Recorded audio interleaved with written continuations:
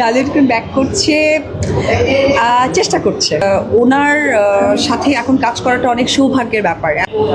মানে নতুন কাজের জন্য আমিও ওয়েট করছি, তার জন্য নিজেকেই চেঞ্জ করেছি। দেখা যাক, সকলেই দোয়া করবেন যাতে সত্যি যে লক্ষ্য নিয়ে কাজটা করার জন্য নিজেকে প্রিপেয়ার করছি, মানে লাইক কি বলে, যেন প্রপারলি করতে পারি।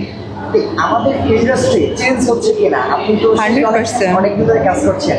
আমরা যেভাবে চেঞ্জটা চেয়েছি, আমি থ্যাঙ্কস জানাবো যে আমাদের বাংলাদেশের সকল দর্শককে যারা এই সাপোর্টটা করছে, যার জন্য কিন্তু চেঞ্জ হতে পারছে।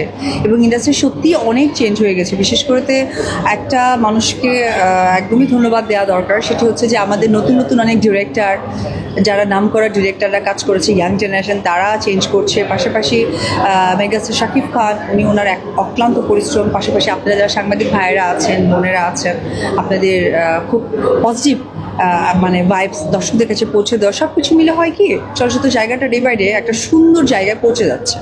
যেহেতু সাকিব ভাইয়ের নাম বললেন, এবং আজকে কিন্তু তাণ্ডবের ফুটেজ রিলিজ হয়েছে, হ্যাঁ, দেখলেন কি মনে হচ্ছে আপনার? আমি তো প্রথমেই বলেছি যে কোনো একটা মানে আপনাদের এরকম নিউজে আমি বলেছি যে আসলে শাকিব খান কী করছে সেটা আসলে বলা খুবই মুশকিল। তাণ্ডব দিয়ে তো সে আসলে প্রমাণ করে দিবে যে মানে আসলেই চেঞ্জ হচ্ছে।